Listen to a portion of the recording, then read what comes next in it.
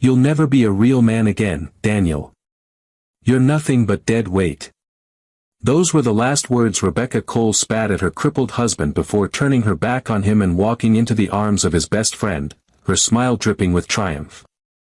What she didn't know was that Daniel's silence that night wasn't weakness, it was the first move in a transformation that would leave her begging on her knees 3 years later. What happened next will challenge everything you think you know about betrayal, strength, and revenge. Viewers, have you ever had someone underestimate you so completely that their betrayal became the very fire that remade you? How did you rise from it? Share your story in the comments. After 10 years of marriage, he gave her everything. Loyalty. Sacrifice. Even his strength, until an accident left him crippled. And how did his wife repay him? With betrayal. One stormy night, he walked away quietly, leaving behind the woman who mocked his weakness. But 3 years later, that same woman came crawling back, begging for the man she once threw away. What happened in those 3 years will shock you, and make you question everything you think you know about love, loyalty, and revenge. The night was quiet, but inside the small suburban home, tension crackled like a storm ready to break. Rain tapped against the window, but it wasn't loud enough to drown out the sound of laughter, the kind that sliced deeper than any blade. Daniel Whitmore, leaning on his crutches, froze in the hallway. His legs, weakened since the accident at the factory years ago, trembled under his weight. He had come to surprise his wife with her favorite tea, chamomile, just the way she liked it. But the sight before him made the mug slip from his hand, shattering on the tile like his heart.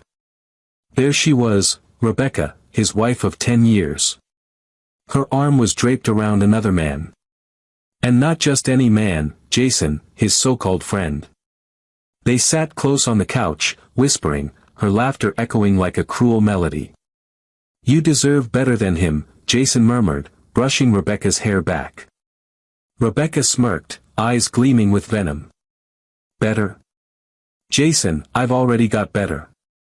Daniel is a crippled man. He'll never be a husband again, not really. He's nothing more than dead weight." Daniel's throat tightened. He wanted to scream, to demand an explanation, but his voice died inside him. Every word she said pressed against him like a stone crushing his chest. He leaned harder on his crutch, steadying himself, forcing back tears. He wouldn't give them the satisfaction of seeing him broken. Jason chuckled, low and mocking. If he had any pride left, he would just leave. Rebecca's laughter followed, crueler this time. "Oh, he won't. He's too weak." But in that moment, something in Daniel shifted. His silence wasn't weakness, it was resolve hardening. Without a word, he turned. The crutch clicked against the wooden floor, steady and slow. He walked toward the door, his shadow stretching across the wall. Rebecca noticed the sound and glanced up.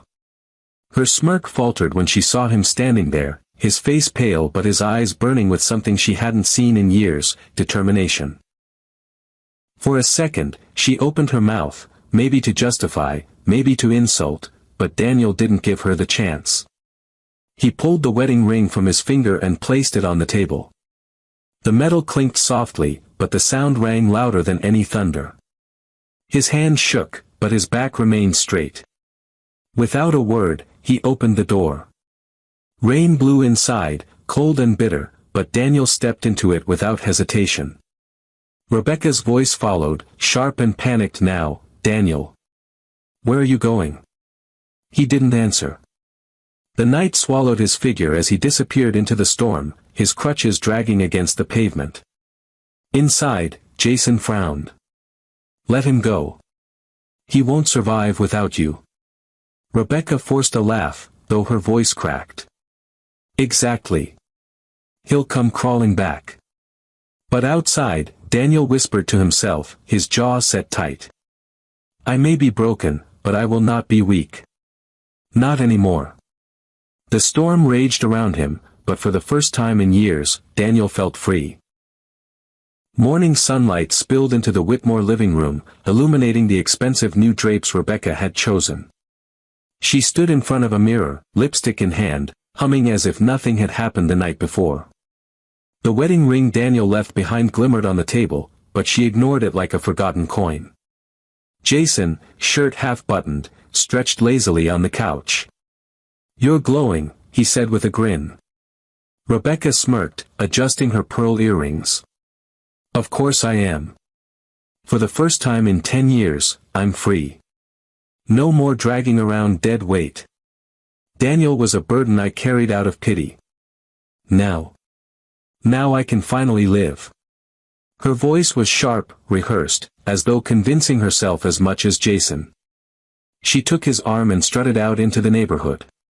Heads turned as they passed, whispers following in their wake. Some neighbors forced polite smiles, others exchanged looks heavy with judgment. "Isn't that her husband's friend?" one old woman muttered to another. Rebecca lifted her chin higher, pretending not to hear. Pride was her armor. Gossip couldn't touch her, or so she thought. That afternoon, Rebecca threw a lavish party. Music pounded, glasses clinked, and laughter echoed through the house.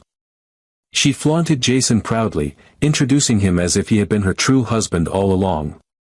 "This is the man who knows my worth," she declared to her guests, her voice rising above the chatter. "Not like Daniel, who, well, you all know." Laughter rippled, shallow and forced, but it fed her ego. Yet in quiet corners, murmurs grew. She tossed her crippled husband aside for his friend, someone whispered. "Heartless." A younger neighbor asked softly, "Where's Daniel now?" Rebecca's jaw tightened, but she drowned the question with another glass of wine. Later that night, after the guests left and the music died, Rebecca sat alone on the sofa. The house felt emptier than before, despite Jason dozing upstairs. The silence pressed against her ears. Her eyes drifted to the table where Daniel's ring had once been. The surface looked bare, cold. She shook her head violently, pushing away the strange ache rising in her chest. Jason came downstairs, rubbing his eyes. "Why are you brooding? You got what you wanted." "I'm not brooding," Rebecca snapped. "I'm celebrating." She forced a laugh, but it rang hollow. Jason raised a brow. "Then celebrate quietly. I've got an early meeting tomorrow." He kissed her cheek half-heartedly and walked back upstairs, leaving her alone in the vast living room. The grandfather clock ticked in the corner, each second louder than the last. Rebecca stared at her reflection in the black TV screen, lipstick smudged, eyes tired. For the first time, a thought crept in like an unwelcome guest: what if I miscalculated? But pride smothered doubt. She poured another glass of wine, whispering to herself, Daniel was nothing. I'm better off. Outside, the rain had stopped, but the silence of the night felt heavier than any storm. The rain-soaked night carried Daniel farther than his strength should have allowed. By dawn, his crutches sank into the mud outside a rundown boarding house on the edge of town. The landlord, a tired man with kind eyes, hesitated when he saw Daniel's limp. You sure you can manage stairs? He asked, doubtful. Daniel swallowed his pride. If I can't, I'll learn. The room he rented was small, peeling wallpaper, a creaky bed, and a cracked window that let in the cold. Still, it was his. For the first time in a decade, he closed a door behind him that didn't echo with Rebecca's disdain. But freedom came at a cost. Days blurred together. Daniel woke early, pain screaming through his legs as he forced himself upright. He tried small jobs, fixing appliances, bookkeeping, but most employers looked at his crutches and shook their heads before he could finish his pitch. At night, he ate stale bread and beans, staring at the wedding photo he had taken with him. Rebecca's smile in that frame mocked him now, her hand resting on his shoulder as if she had ever supported him. His grip tightened until the glass cracked, but he couldn't bring himself to throw it away. One evening, after a day of rejection, he collapsed on the floor. The crutches lay beside him, useless sticks of wood. His chest heaved as tears streamed silently down his face. For a moment, the cruel words replayed, "He's nothing but dead weight." Daniel pounded the floor weakly. "Am I really nothing?" The silence answered. But then, something inside him hardened. Slowly, painfully, he dragged himself back up, clutching the edge of the bed until he stood again. His legs shook violently, but he forced himself to stay upright. "No," he whispered through gritted teeth. "I won't be her joke. Not forever." From that night, Daniel's resolve sharpened. He spent mornings at the library, crutches thumping between the aisles, devouring books about business, finance, and online trade. Afternoons, he took small freelance jobs he could do from his room, data entry, customer calls, anything to keep his mind sharp and his spirit afloat. It wasn't glamorous, but every coin he earned was a victory. Each rejection became fuel. The landlord's wife often slipped extra bread into his meals. "You're tougher than you look, son," she said kindly. Daniel only nodded, though inside, her words planted hope. At night, while others slept, he pushed through the pain of his therapy exercises. His legs screamed, sweat drenched his shirt, but he kept going. Every stretch, every stumble was a rebellion against Rebecca's curse. On his nightstand, he replaced the broken wedding photo with a blank notebook. The first page bore only 4 words, scribbled in his rough handwriting. "Rise. No matter what." The room was still small, the food still plain. But inside Daniel, something unstoppable had begun to grow. 3 months had passed since Daniel vanished into the storm. For Rebecca, those months had been a whirlwind of wine, parties, and shopping sprees. On the surface, she sparkled brighter than ever. But behind closed doors, cracks had begun to spread like fractures in glass.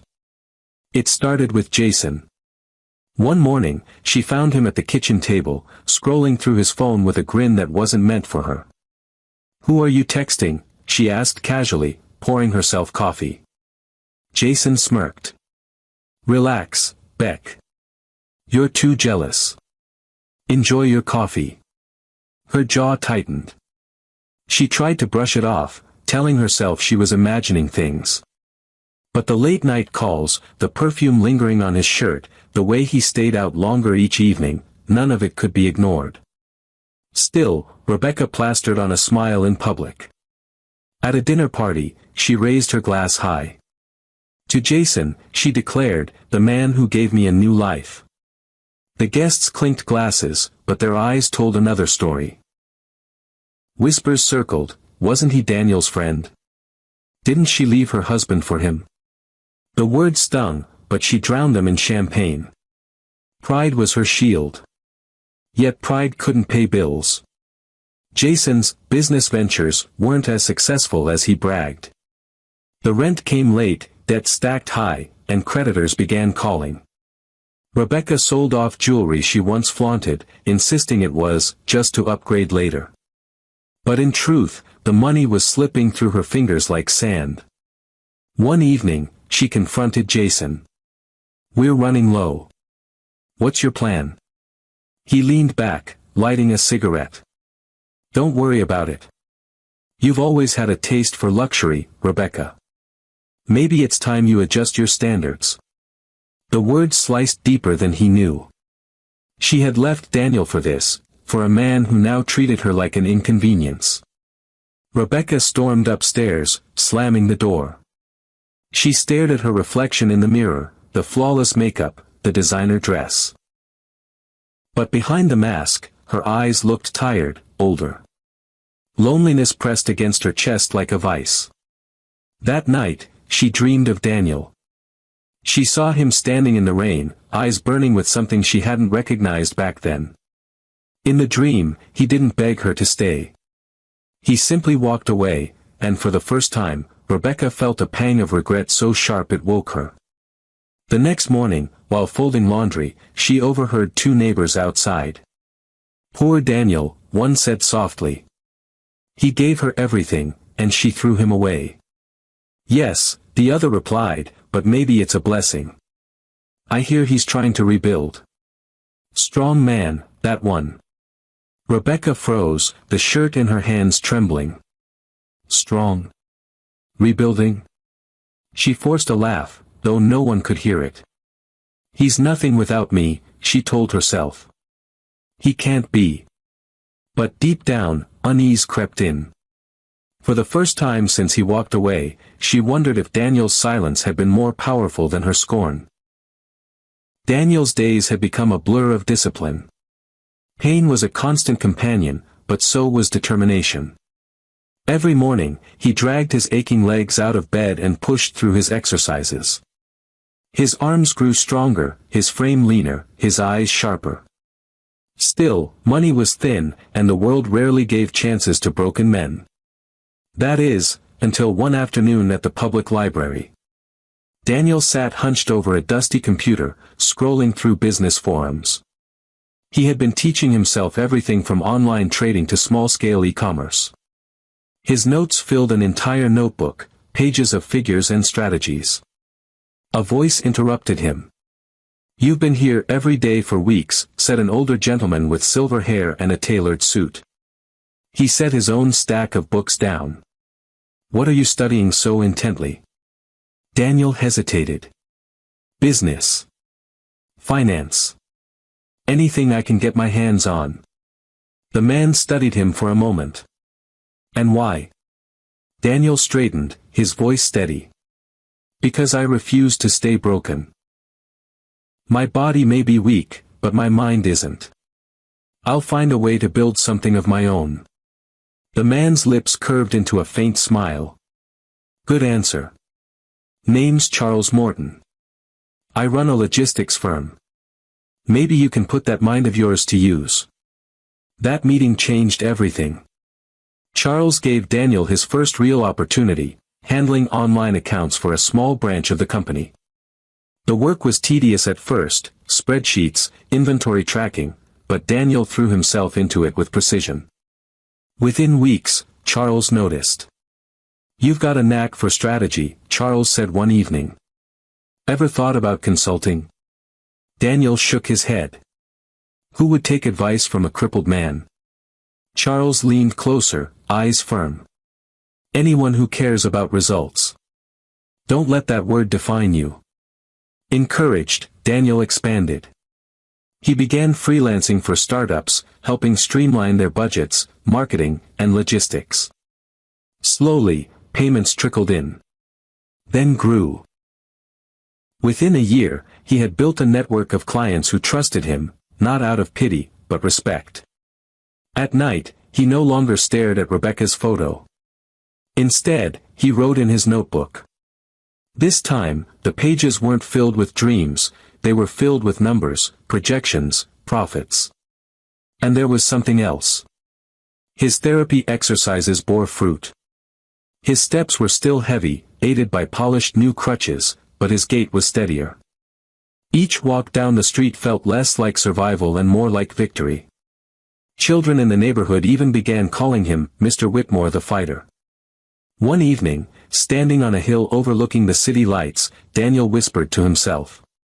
"She said I was nothing, but look at me now. This is just the beginning." The wind carried his words, but deep down, he knew, his turning point wasn't just survival. It was the start of a future so bright Rebecca wouldn't recognize the man she threw away. 3 years passed. The city had changed. New high-rises, bustling markets, sleek cars replacing old jalopies, but none of it compared to how Daniel Whitmore had changed. On a warm spring evening, the grand ballroom of the Harrington Hotel glittered with chandeliers. A charity gala was underway, attended by business leaders, politicians, and socialites. Rebecca arrived clinging to Jason's arm, though their smiles looked painted on. Their finances had collapsed, yet appearances had to be maintained.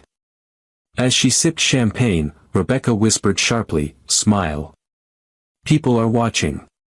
Jason rolled his eyes, already scanning the room for other women. Then, a hush rippled through the crowd. Heads turned toward the entrance.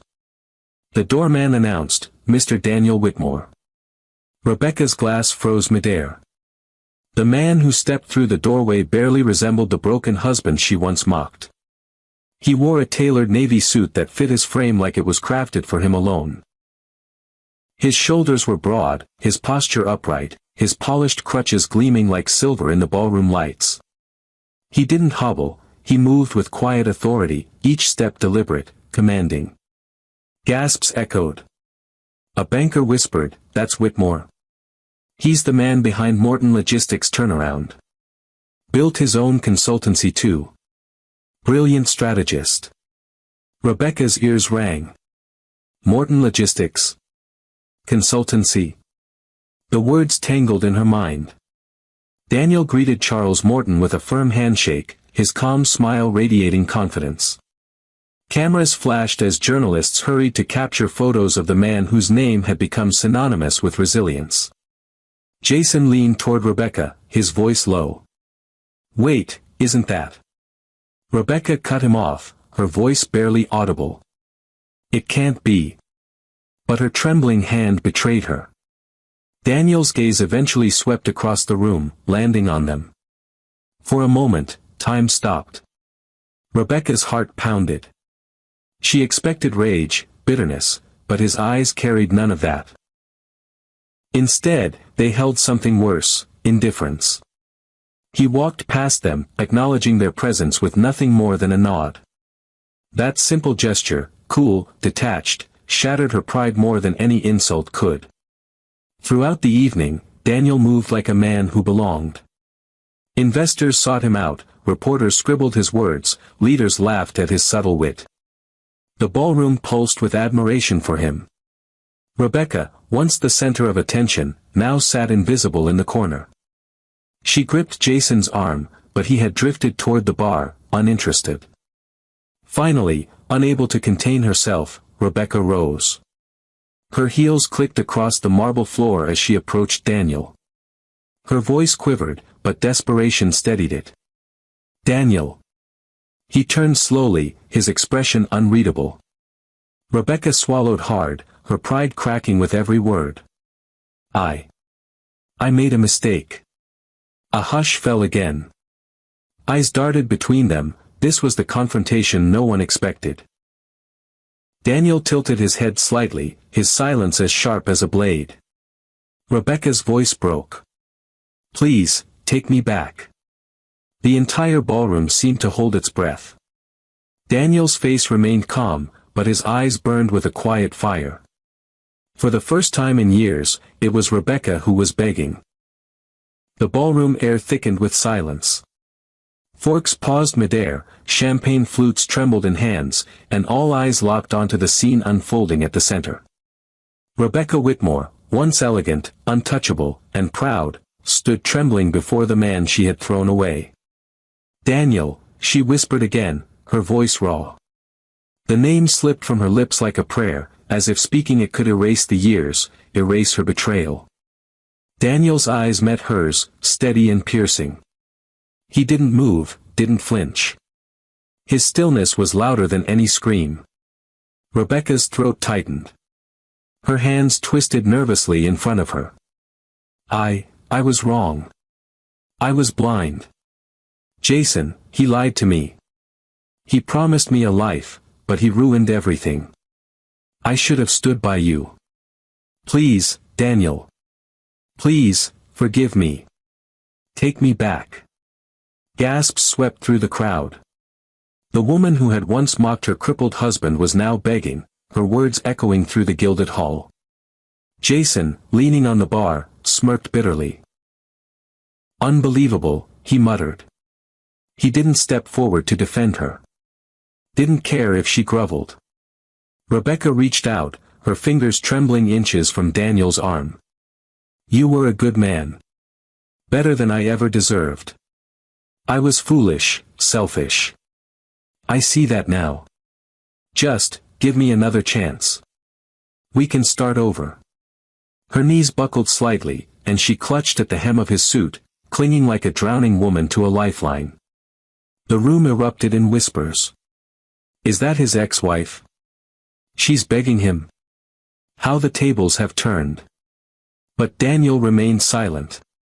His eyes were calm, his jaw set firm.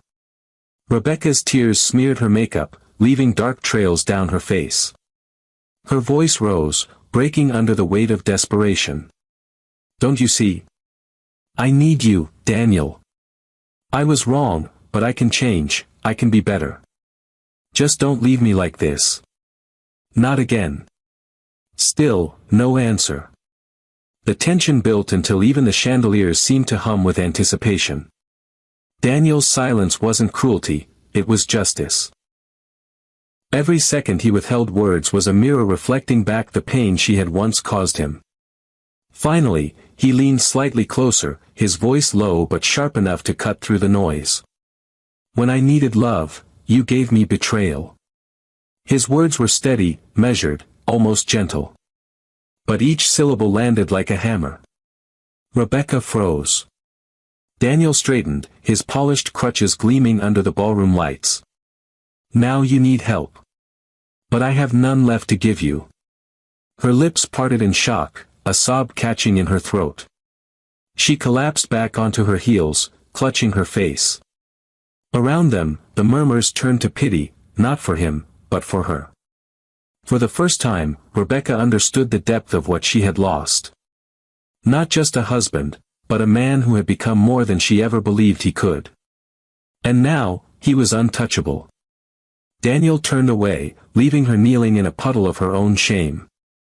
The ballroom erupted in hushed awe. The crowd barely breathed. Rebecca knelt on the polished marble floor, mascara streaking her cheeks, clutching the hem of Daniel's suit as though it were her last hope. The woman who once paraded her freedom like a crown now looked small, broken, desperate. "Daniel," she whispered hoarsely, "don't turn your back on me. Please, don't do to me what I did to you." Her voice cracked on the last word. The irony of her plea wasn't lost on anyone in the room. Daniel paused, the weight of her words lingering in the air. Slowly, he lowered his gaze to her. His expression was not one of anger, nor triumph, it was something deeper. Pity. He spoke quietly, but the ballroom was so silent that every word carried. "I begged you once, Rebecca. 10 years of my life, I gave you everything I had. And when I needed you most, you laughed. You mocked me. Do you remember?" Rebecca shook her head wildly, tears spilling. "I was foolish. I was cruel. But I can change." Daniel raised a hand, silencing her. His voice was firmer now, ringing through the hall. "Change? No. You didn't betray me by accident. You chose. You chose Jason. You chose pride. You chose to treat me as less than a man."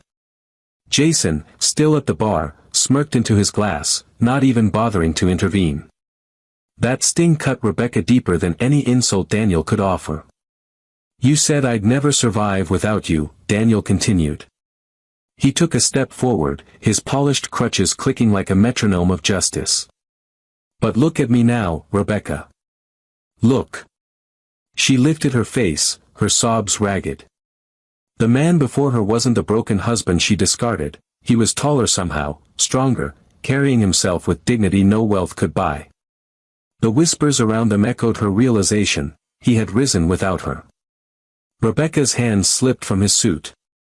She fell back against the floor, shaking her head as if denial could turn back time. "Please. Daniel, don't leave me like this. Don't humiliate me. I'll do anything." Daniel inhaled deeply, his jaw tightening. For a brief moment, sorrow flickered in his eyes, sorrow for the 10 wasted years. Then he exhaled, and with it, released her from his life. "I don't need your apologies," he said evenly. "What I needed was your loyalty. And that, Rebecca, you already gave away." A sharp gasp broke from the crowd. Daniel turned, his suit catching the light, his every movement radiating strength. Without another word, he walked away, the sound of his crutches echoing like thunder through the hall. Rebecca reached out weakly, but her hand grasped only air. She collapsed into sobs, the stares of the wealthy and powerful burning into her. Pride was gone, reputation shattered, she was nothing but the woman who threw away a man she thought was weak. And now the whole world saw her regret. The ballroom doors closed behind Daniel, the echo of his crutches fading down the marble corridor. Outside, the night air was crisp, carrying the faint hum of city traffic. He paused at the bottom of the grand staircase, drawing in a slow, steady breath. The confrontation was over. The ghosts of the past no longer chained him. A soft voice called out. "Daniel?" He turned, and there she was, Clara Hayes. The woman who had been by his side during the climb from nothing. Clara was elegant, her dress simple but radiant under the streetlights. She wasn't part of the wealthy elite gathered upstairs, yet her presence outshone them all. She smiled gently, eyes brimming with quiet pride. "I saw what happened in there. Are you all right?" Daniel's stern expression softened. "I'm more than all right. For the first time in years. I feel free." Clara slipped her hand into his. "You deserve this, Daniel. Everything you've built, it's yours. Not borrowed, not given. Yours." The way she said it carried weight. She had seen him at his lowest, failing therapy sessions, sleepless nights at the computer, the rejection letters piling up. She had cooked meals when he couldn't stand, read business articles aloud when his eyes blurred with exhaustion, encouraged him when no one else believed. Now, the world saw him as a success. But Clara had seen the man behind the success. A chauffeur approached, holding open the door of a sleek black car with tinted windows. Daniel guided Clara inside, his movement steady, practiced. When the door shut, the world outside dimmed, leaving them cocooned in quiet. Through the window, Daniel caught a glimpse of Rebecca emerging from the ballroom. She stumbled into the night, mascara streaked, clutching her purse as Jason walked away without a backward glance. She called after him, but he waved her off, disappearing into the crowd. Alone. That was her punishment. Rebecca's eyes flicked toward the car just as it pulled away. For a fleeting second, her gaze locked with Daniel's through the glass. She saw the life she had mocked, a crippled husband, weak and useless. Transformed into a man of power, respect, and love. Her lips trembled as she mouthed his name, but the car rolled forward, carrying him into a future she could no longer touch. Inside, Clara rested her head lightly on Daniel's shoulder. "Do you ever regret it? Walking away?" Daniel's hand tightened gently around hers. "No," he said, his voice calm, resolute. "What I regret is wasting so many years on someone who never saw me. But that's behind me now." Clara smiled. "Good. Because what's ahead looks brighter than anything you left behind." Daniel glanced out at the city skyline glowing against the night.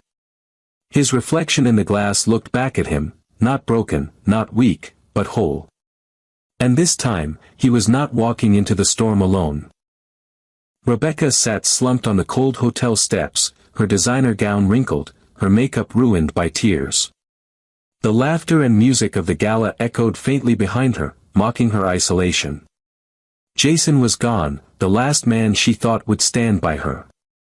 She clutched her purse like a lifeline, but it held nothing but bills and broken pride. In her mind, Daniel's words replayed like a cruel hymn, "When I needed love, you gave me betrayal. Now you need help, but I have none left to give you." For the first time in her life, Rebecca understood what it meant to be powerless. The woman who once believed herself untouchable had been reduced to a cautionary tale. Meanwhile, across town, Daniel's car pulled into a quiet neighborhood. He stepped out slowly, Clara at his side. Children from the block ran up to greet him. "Mr. Whitmore." "Mr. Whitmore," they called, tugging at his hands. He bent slightly, steadying himself on his crutches, and handed out small wrapped gifts. Donations for the local youth center he funded. One boy looked up at him with wide eyes. "Sir, how did you get so strong?" when you were hurt. Daniel smiled softly, his gaze warm. Because strength doesn't come from what you have, it comes from what you refuse to give up. The boy nodded, holding on to those words like treasure. Clara's eyes shimmered with pride as she watched Daniel speaking life into others, turning his pain into purpose. Inside their modest but warm home, Daniel placed his crutches by the door. He didn't see them as chains anymore, they were symbols of every step he had fought to take. Clara set dinner on the table, her laughter filling the room. Daniel sat down, looking at her, and for the first time in years, felt peace settle deep within him. Back at the hotel, Rebecca scrolled through her phone, searching for Daniel's name. Headlines lit up her screen. From broken to brilliant, the rise of Daniel Whitmore. Resilience turned fortune. The man who refused to break. Photo after photo showed him smiling, confident, loved. And in none of them was she by his side. The realization hit like a final blow, she hadn't just lost a husband. She had lost the chance to be part of a legacy. Rebecca buried her face in her hands, sobbing. The night swallowed her cries, but the lesson was clear, betrayal had cost her everything. Across the city, Daniel lifted his glass at dinner, his voice steady, his eyes shining. To new beginnings, he said. Clara clinked her glass with his, her smile radiant. The screen faded to black with a final narration. Never mock someone's weakness. It may be the seed of their strength. And never betray loyalty, because when love turns to silence, that silence can become the loudest revenge.